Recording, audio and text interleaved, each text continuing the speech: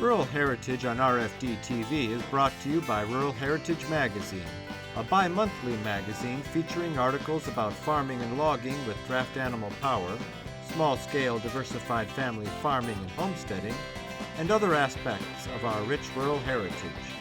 Rural Heritage Magazine, borrowing from yesterday to do the work of today. For subscription information, please call 319-362-3027 or order online at www.ruralheritage.com.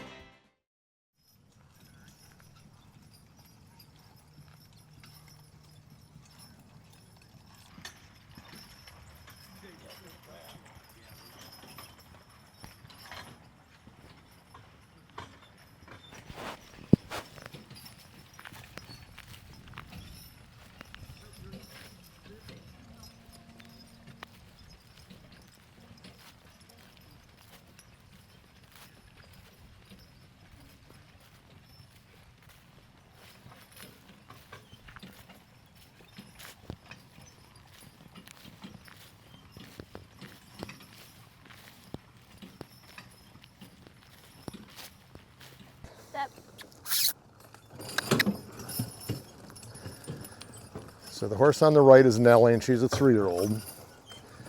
And she's getting reintroduced to driving here right now again. She started as a 2-year-old and then had the summer off. She's been being a riding horse, so we're getting her back working. So we don't expect a lot out of her, but she's doing quite well. Jay is a little older, he's 9, and he's been driving since he was 6 months old. He's also a riding horse.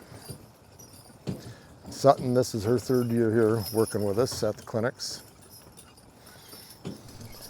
And she's getting to be a pretty proficient driver.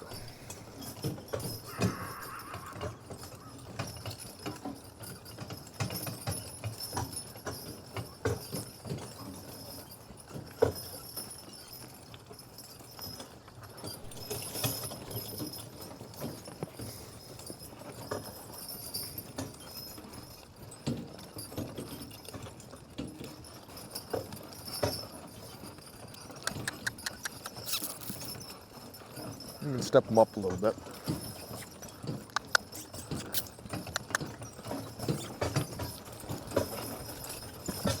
Easy.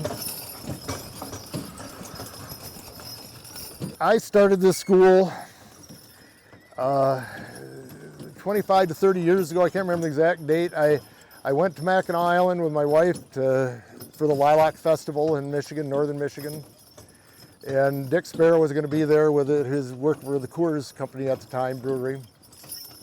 And he'd have a hitch there for the parade and thing they're doing. And I was riding behind him, standing as a passenger on his wagon downtown when he's driving a 6 with a load of people. And I said to him, yeah, I've got 4 horses at home and I'd like to learn to drive them together. And he looked back at me and he says, get up here. He put me on the seat next to him right downtown in the crowds of the city.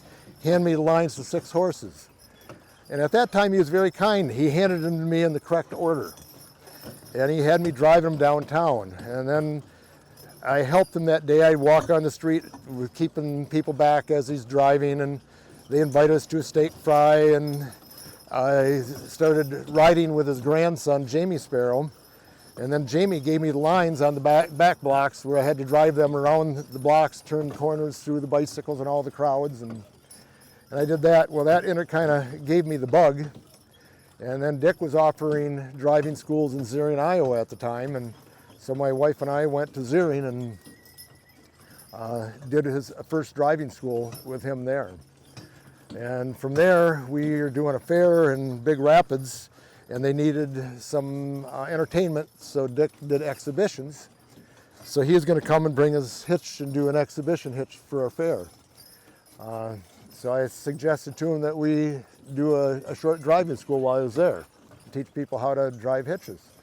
So we did that, and from there it just kept building year after year after year, and that's how we got to this. And we did them at my farm in Big Rapids for several years, and it got to be a little much. I've got a son that got injured, and we just couldn't handle doing it.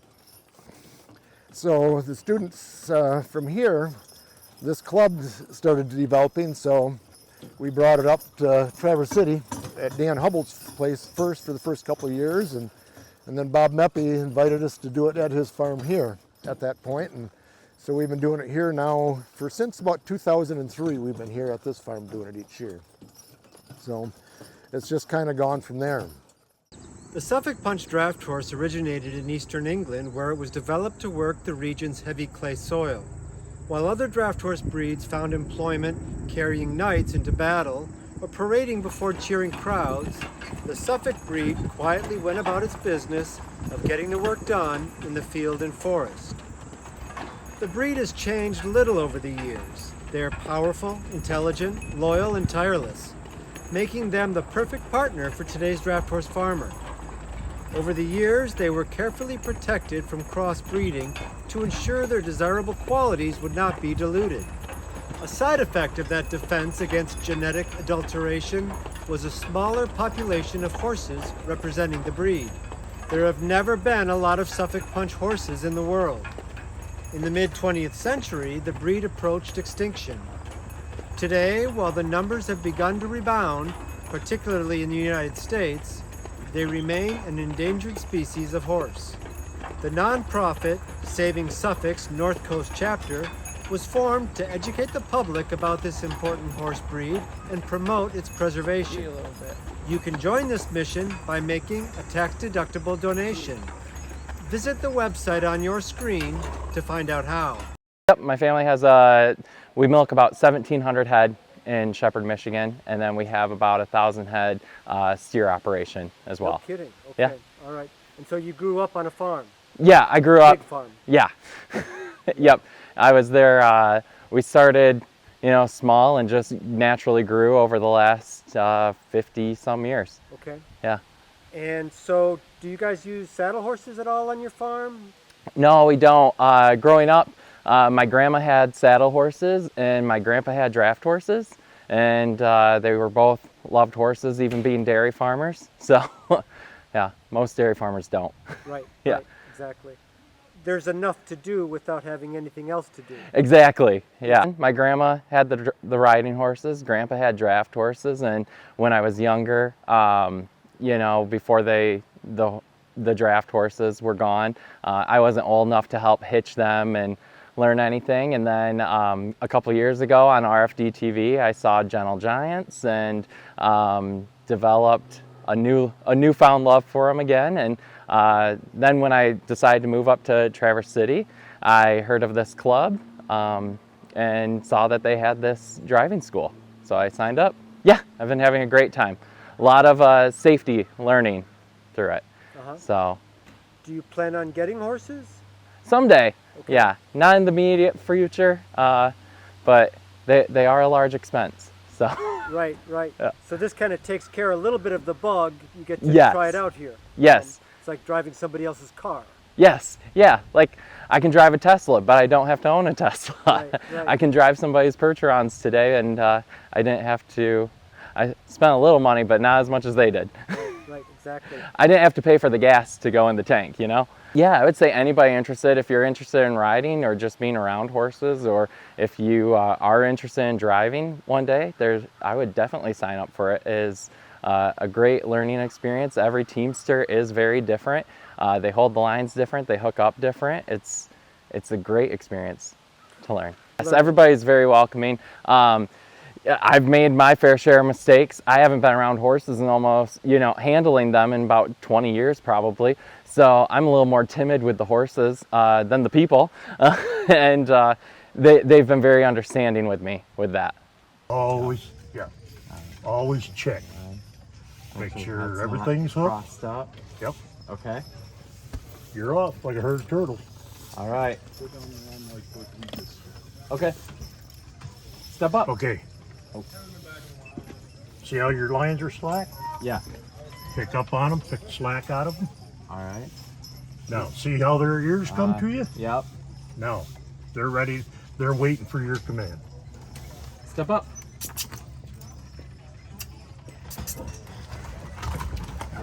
Yep.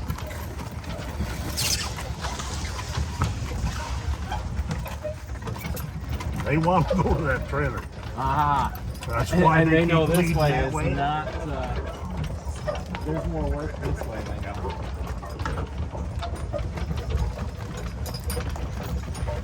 There, you'll see that I got red and blue lines. Yeah.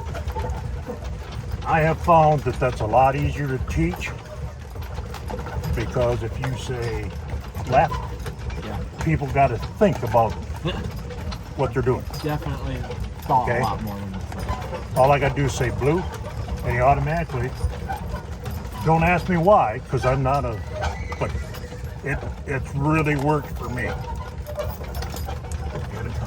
I know there's some around here that have kidded me about that. I'm like, say what you want, Yeah. but if it works for me, I'm going to use it. Do you guys use the red and the blue? You know, like in parades? Yeah, Or- because our okay. other wagons got all Yeah. red, Red, white, and blue. red, Yeah. red, white, and blue, and we got all the military flags and stuff Yeah. on it. The horses are dressed in. This is their work harness. Okay. They got a real bling bling harness.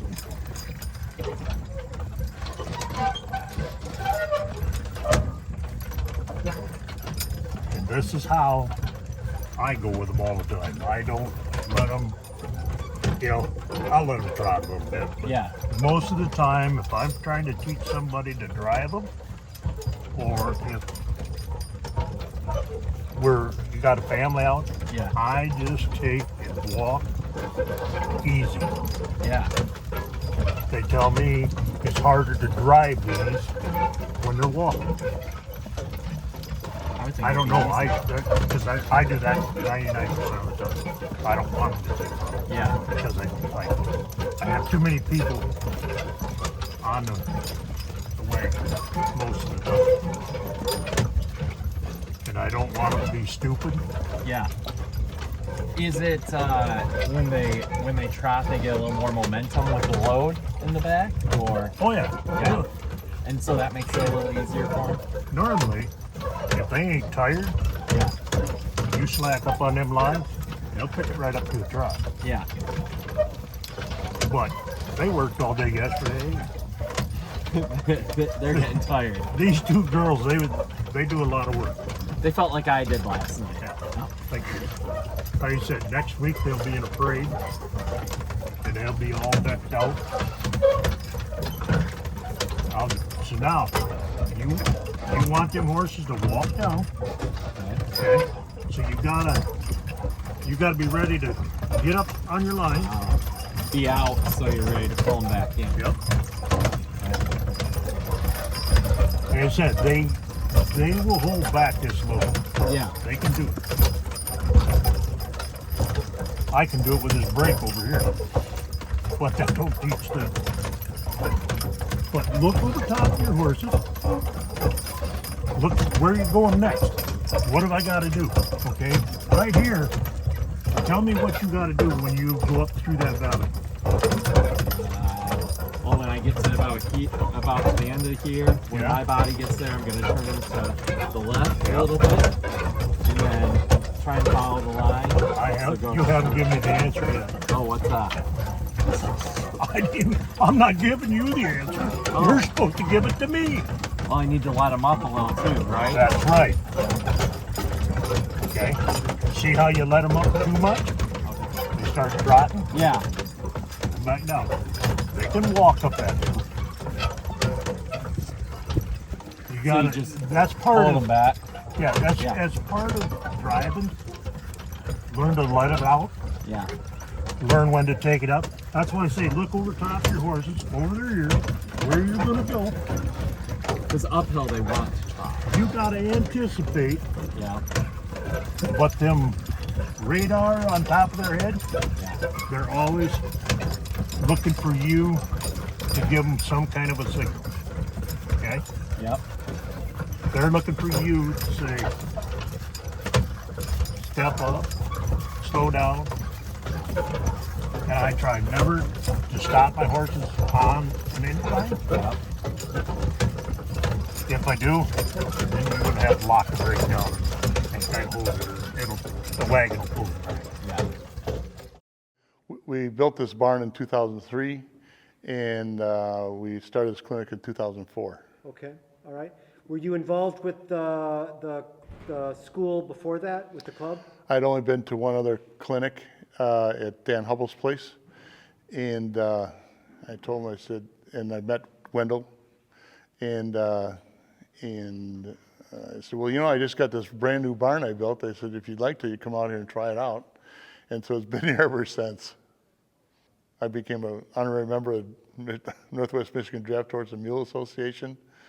And so then I got a few Shires through the years, and a couple Belgians, and then of course they moved on, but we passed some of those horses on to the members, the people that came here to learn. Oh, really? Yeah, and so the two Belgians that I got from Dan Hubble, along with the mare, they taught me how to drive, and one young man came and he took the clinic, and we gave him a Belgian to help him teach his Shire how to drive.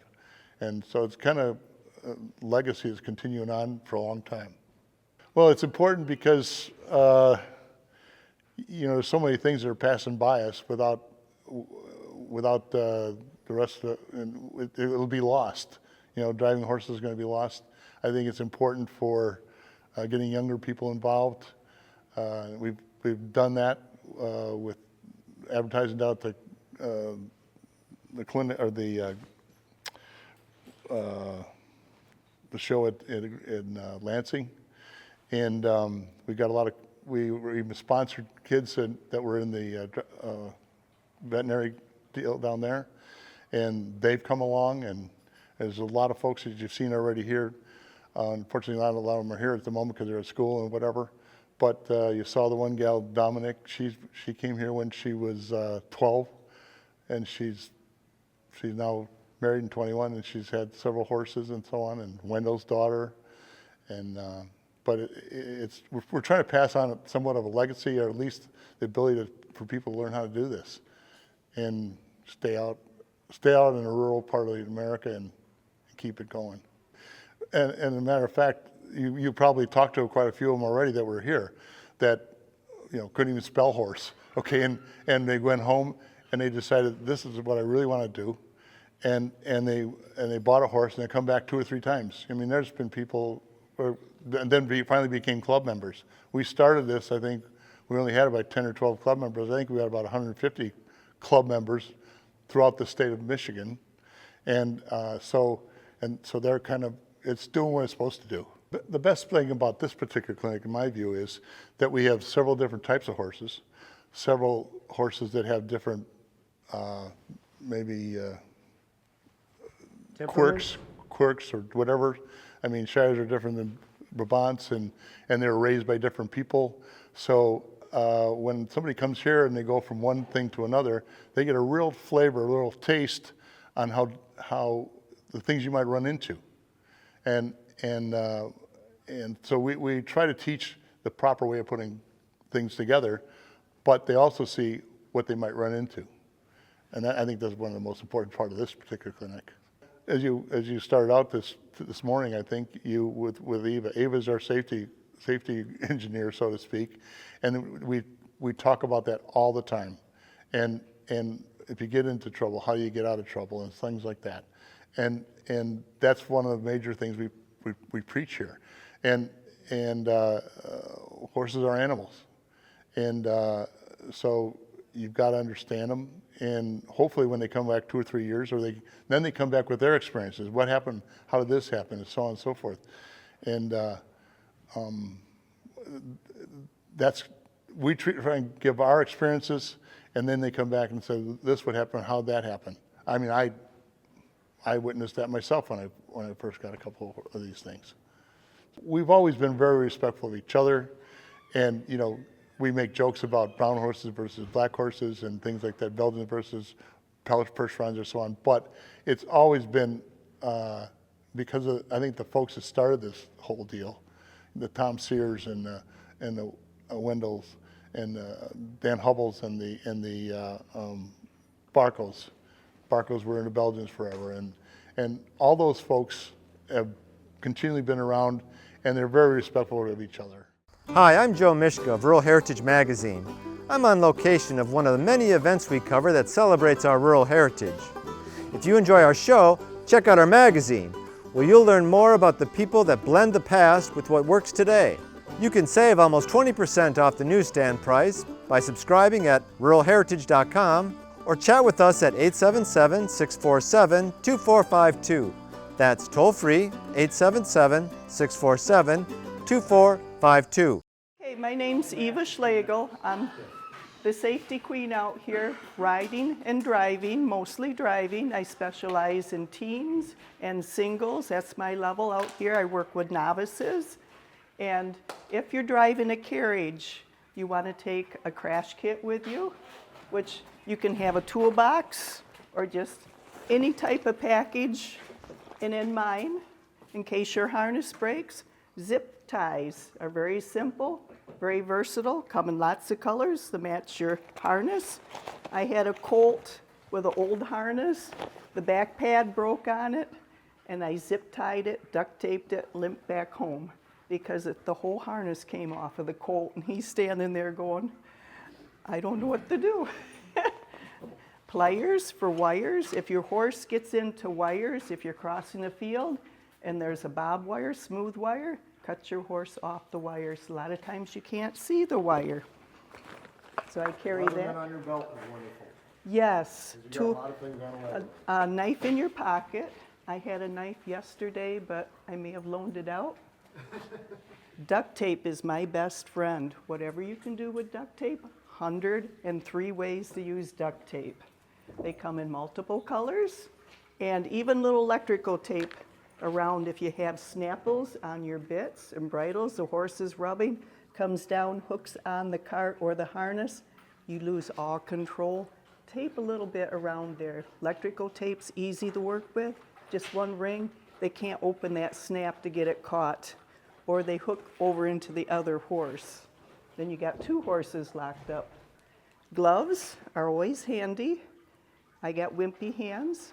Good closed-toed shoes. If you see people coming to your farm with flip-flops, they're the biggest injury for rolled ankles, stumbling, and getting their feet stepped on. I got a scissors. My knife is someplace, but a knife always in your pocket. If your horse goes down, he's in the harness. You have to cut him out. The horse is more valuable to me anyway than the harness. So cut your horse out, get him on his feet, and you could patch your harness together. Scissors, twine, rope, anything like that. Patch yourself together. I've duct tape, I've had a tongue break. Had a crack in it, young colts, duct taped it, put a little wire around it, duct taped it, walk home real quiet, real easy. I do farming a lot. We're out in the field. I'd be disqualified in the showroom ring completely. I take a halter and keep it right on the horse and a rope, thank you. If you get stuck, you need to do adjustments, tie the horse up to a tree, have somebody hold it for you. If you don't have your equipment there, they usually don't tie up by the reins. It's not a Western show. They'll back into those reins, the horse and cart will be gone. This program is available for purchase.